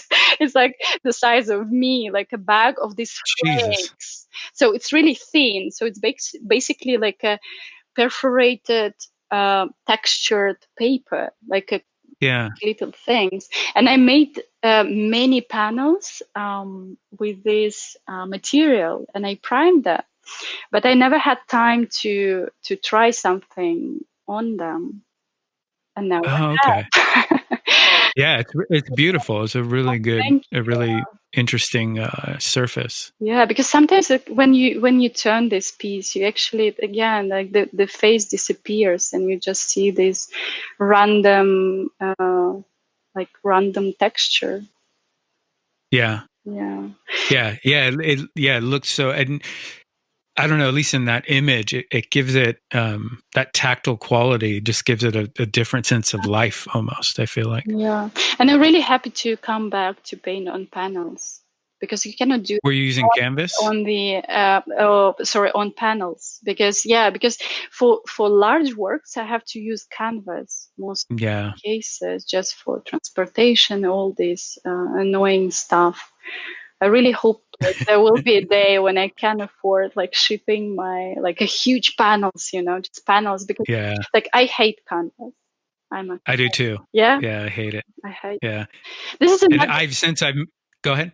Yeah, this is another thing I learned from Henrik, because I went to study with him like for 5 days. This was another opportunity, just jumped into like my life. And when he showed his painting on the panels, and I was like, this is the thing, that's what I was missing, because it changes everything. Oh, it made that big of a difference for you? Yeah, absolutely. What was it? What about the surface for you that's like really different? I don't know.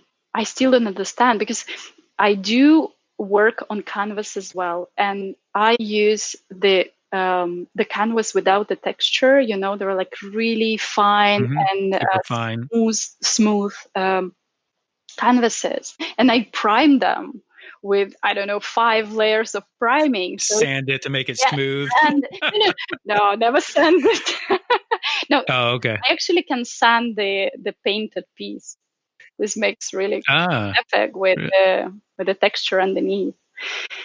So I like drop all this stuff on the canvas, like in really thick priming that cracks or something. I'm really enjoying this stuff, but still, I don't know, like the flapping of the canvas. Yeah, I don't know. Just for me, it makes, and for panel, I can do whatever. I can build the whole shape on top of it, and it stands it. I don't know. It makes a huge difference for me, actually. Were you painting on canvas? Yeah, or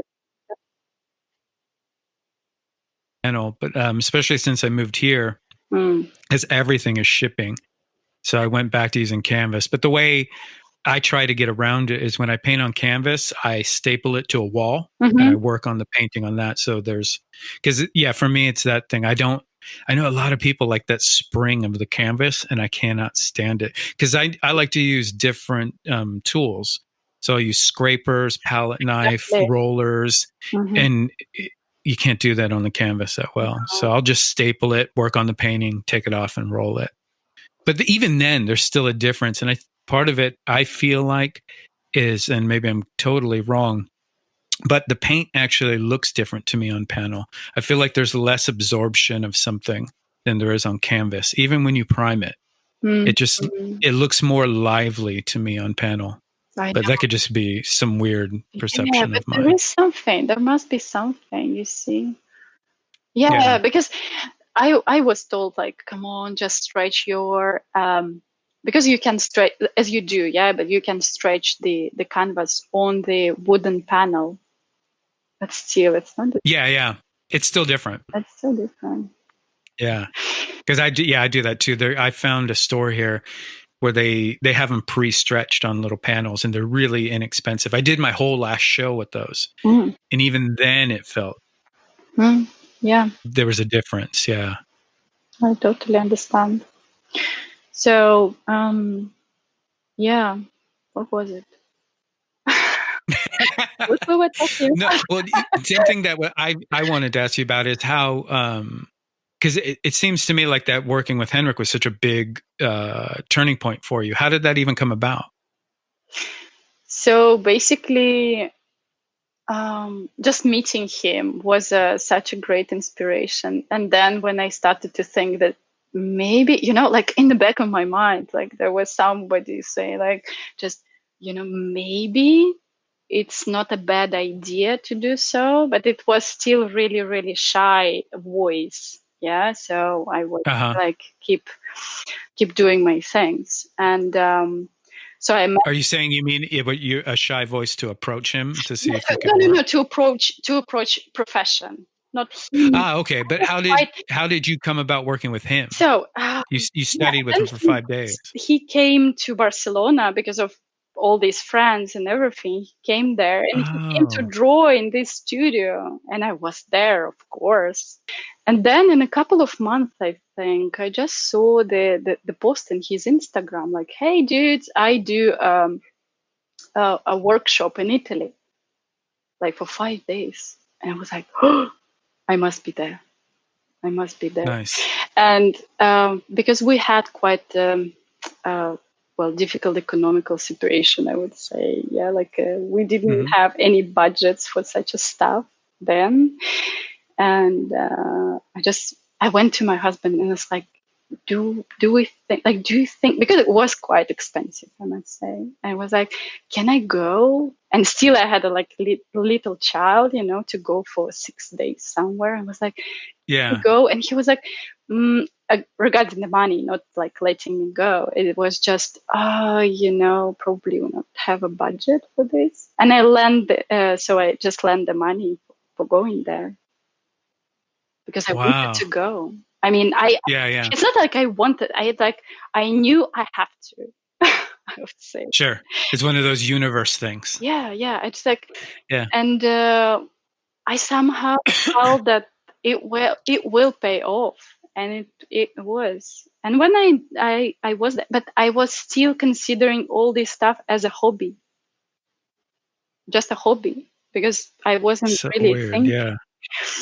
Yeah, and then I went there, and his technique and what he was saying, it was just literally like laying on my technique so well. Oh, You okay. see They what went I mean? I together mean, well. How yeah, you they were paint. Yeah. together. Like they're just. I immediately understood what he means when he was painting. I understood how he was doing, and like when I tried myself, and he was like, "Hey, come on, you're doing so great." And when he started to ask me like, "Why you don't make art as a profession? Like you definitely will do good there." And when he said me so, I was like, Yeah. "Oh, maybe, maybe I should try. Maybe Yeah. I Is that should." what really pushed you then Yeah, to after that? You're like, okay, yeah. I'm going to Okay. take this leap. Yeah. I have to try. I have to try. So I'm not saying it was easy. It was like so. I was feeling so insecure because back then, no matter what the situation we had, I had a career.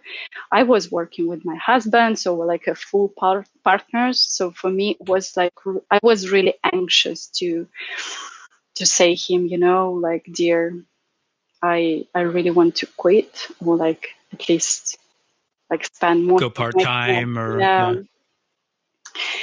and I did anyhow, something like that. Yeah, but you see now, for example, like I took again the one interior project, and I regret it because it takes so much time. But at the same time, I'm learning a lot. So it wasn't easy. But I'm just saying, I'm still combining these careers. I still have. I feel like I have two jobs. Yeah. Well, 3. You're a mother too. Yeah, and I'm you guys are raising a child. I wasn't going to say so. I was like, oh, I would sound like that. But I'm sorry. No, it's actually like, thank you to bring in this thing, because it's actually the third job. Yeah.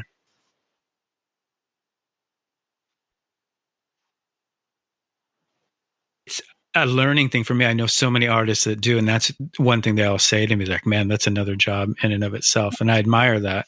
You know, somebody who can do that. It is.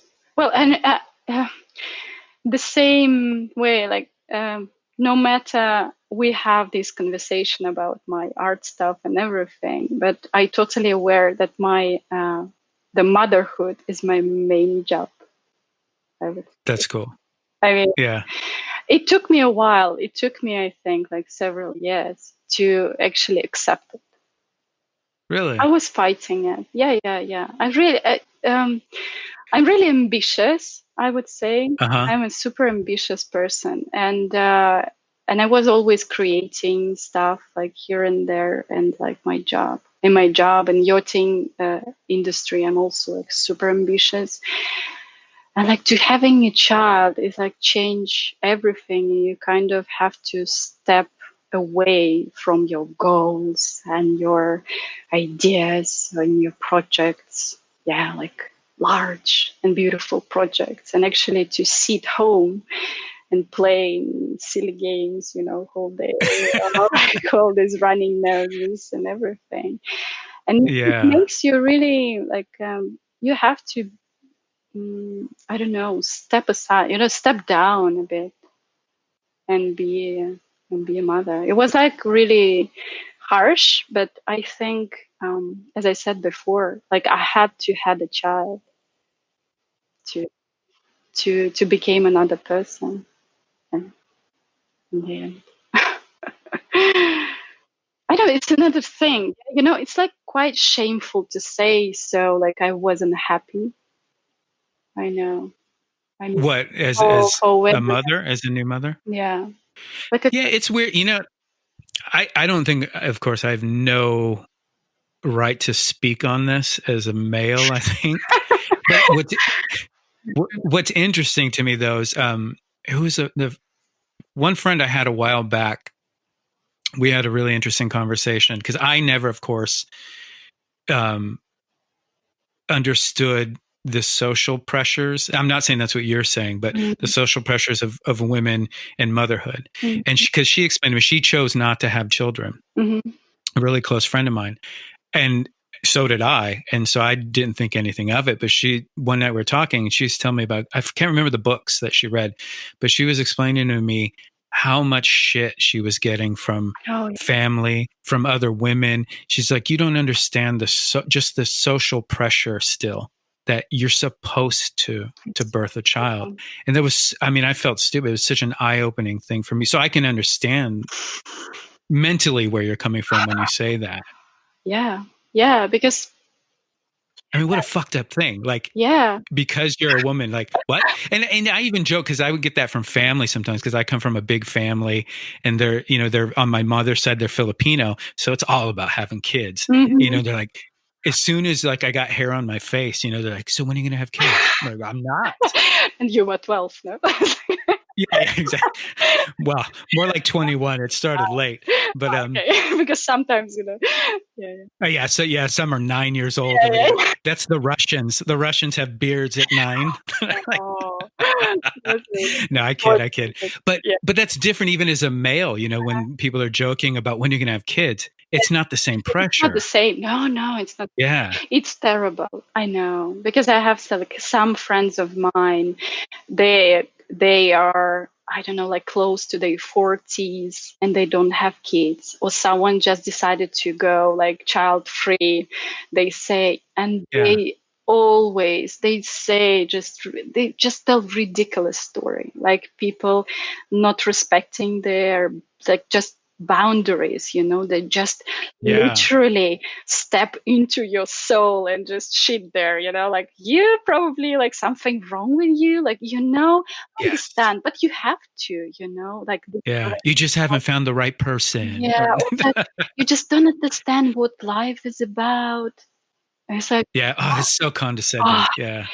That's so terrible. I mean, it is terrible. I was never pushing people into like having a child because it's so difficult, and I mean, it is great, and the same way it's super difficult. So I totally Yeah. understand people. And actually, the thing, I would be also really honest to you, and I think people with kids, they're a bit envying people with like not having kids. Yes, they are. That's one of the core reasons I don't have children, Yeah. because every one of my friends, as they had children, I remember one time I was at it was one of their kids' birthday parties, Mhm. and one of my friend, like, he just had looked like he hadn't slept in 2 months, and he pulled me aside, both him and his wife, and he's like, "Look, man, I love my kids more than anything in this world, Mhm. but I'm telling you, don't have fucking kids. No, Don't have really. kids." Oh my Yeah, and it's like, "Thank you, God. no Okay. kids." Nice tip. Yeah, thanks for the tip.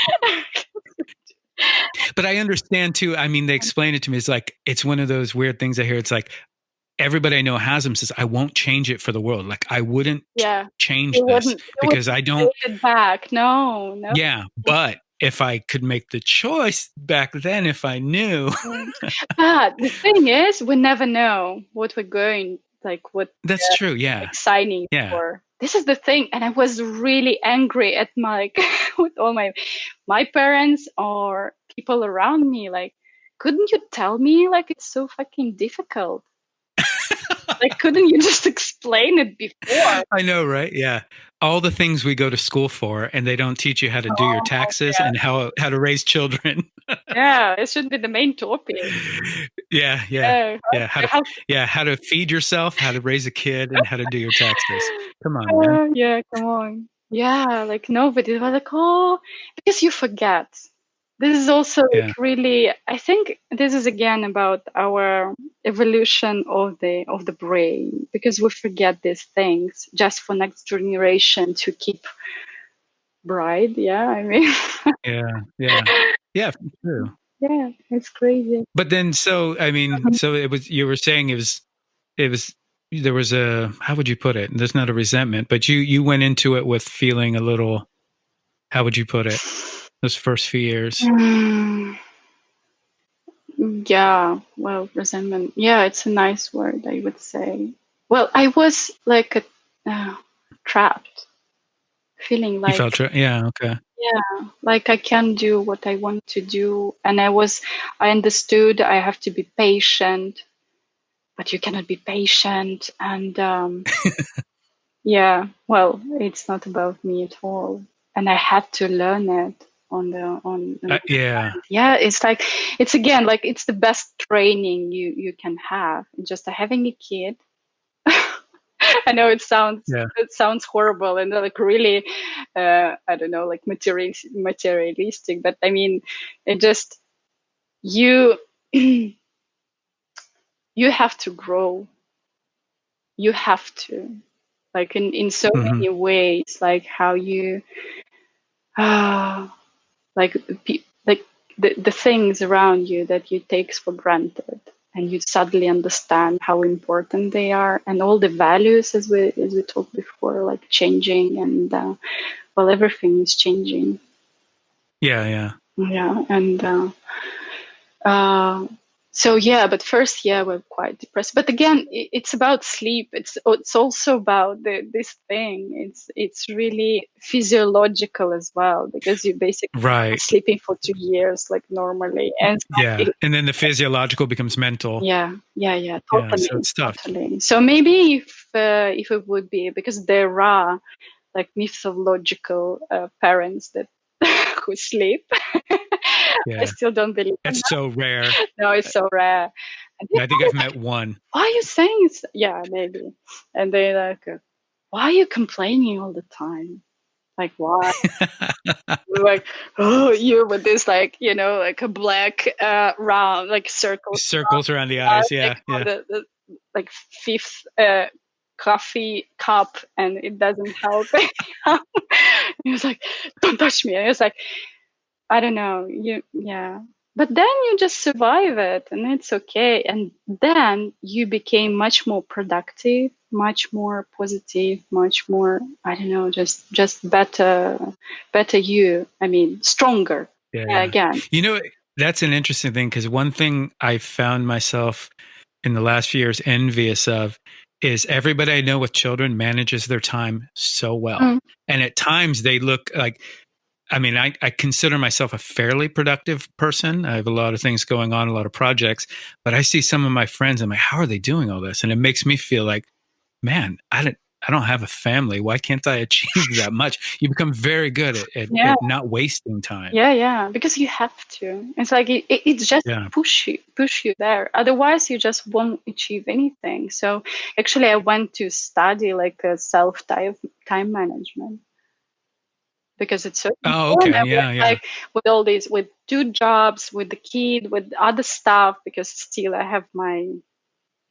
my apartment. I still cooking. I still do here and there. I still want to look good and everything all together. It like makes it made like a mess in my life, and I just realized, Yeah. okay, now I have to learn how to manage my time. And it's actually like now I remember, like before, oh my god, I was just throwing my time into like a waste bin all the time. Oh, so that's interesting. You put a very concerted effort into your time management. Yeah, You were definitely. learning things. Yeah, What was it, like a course or a? yeah, it was a courses. I keep reading about it. I keep implementing Okay. some application or way of planning my month, my week. Without that, no, Yeah. it would be everything in my head, because it's not only about planning. It's about like having everything in your head, and it's so distracting. It's so it just makes you nervous so much. So you So cannot. what is the key to get it out of your head? Yeah. The first thing you Yeah. have to do is actually just to put it out from your head, like on paper, at least. Yeah. Yeah, and then just divide it into groups and actually start to deal Do you use with a it. specific method? Because I'm into that stuff too. I have a specific time management method that I use. What? Do you have a particular? Um. Well. It was, yeah. I was learning. I was studying on one online course actually that combined several methodics. Yeah, it's Okay.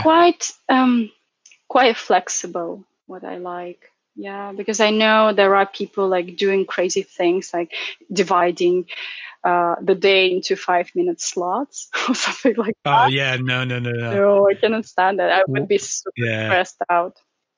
No, Yeah. no, I just dividing the big thing, the big project The big picture. into Yeah. small actions, and actually just put them into my plan for today. Okay, I have to do Hmm. this email, like a couple of hours of painting, and these I have to make for interior job, for example. Yeah, and then okay, something for home, Yeah. so something like that. Cool. Yeah. Yeah. That's similar to how I do it. It's Yeah, not too yeah. strict. Well, at least that. I mean, it's like how I was living before. I cannot imagine. Like, Yeah. And because when you said the key thing that I took away for the method that I use was freeing up your headspace. You have to get all these things out and organized something outside of your head. And it was funny because that actually made my painting better. really? Not just, Mm. but yeah, not just my painting time. Because I didn't realize as I was painting, I didn't see any progression in terms of themes, in terms of ideas. And I didn't realize that I'd become so methodical in my painting because that's the only way I can juggle it with all the information in my head. Because I'm thinking about like deadlines, I'm thinking about other things I have to do. Oh, So I was always just going to a specific way of painting because I can kind of do it automatically, like, you know, go on mm. automatic driver mode, so to speak. So once you get them out of your head and into a different resource, then it's like, oh, I can think again. I feel like, it's really interesting, actually. Yeah, because to keep your mind creative, you have to be free. That's you have to free space. We're trying to get for ourselves, like, and we have to organize it, and we have to. Yeah, this is the thing that I think many people just can't stand it.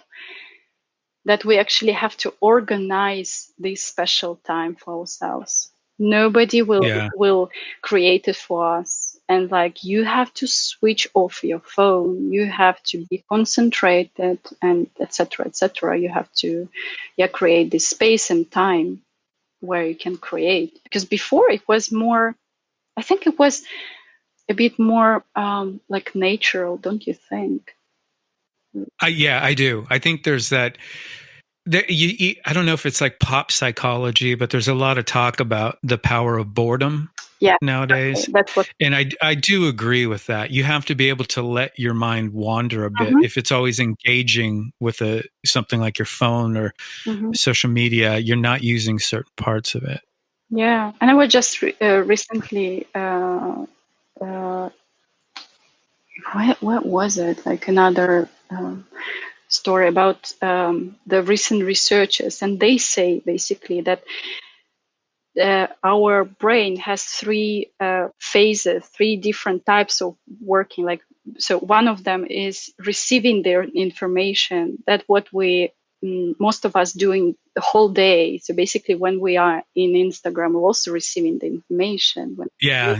So it's like constant consume information, and the brain has another mode where you're actually thinking, creating new ways, creating, let's say, and this is like a different state of brain. Think of it.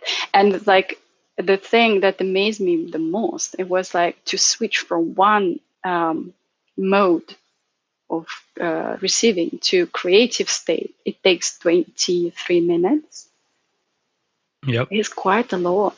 Can you imagine, like, it's a long time. Just sitting and not reading anything, like for 20 minutes? We can do it now.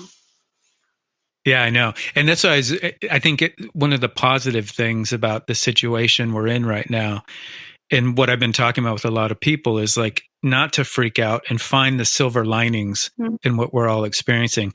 And one of them is like, this could be a nice reset button to kind of take the time to reevaluate how you operate in your life. Things like that. Like, okay, maybe I need to step away. Like I literally have all day in the house. Yeah. Let me just put the phone down for an hour and let my brain reset and see what happens. At least. Yeah. But what I see, you also have to make this commitment to do so. I mean, because if you won't control it, you just will end up with like 12 hours on the screen. Yeah. So again, this situation just leads us to be conscious about this thing.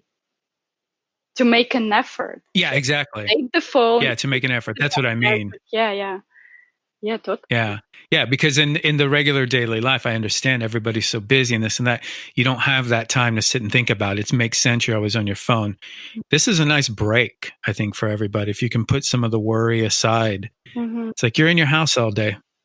Put it down, man, Well, again. But you know what? I have... Go ahead. Again, this is another thing about parents. They're struggling now with kids and always at home. I know. That's right. See, I don't have that perspective. Yeah, you have to do online. You also have a kid here, like always doing his school stuff and whatever. Yeah. But again, I think like after that, I would be a superwoman. Just, you already are. I don't know, like super productive. I mean, yeah. Well, you are, though. Well, yeah, you never. Yeah, it's again. John, thank you so much for the chat. Thank you. Okay, it was good talking to you. Yeah, you too.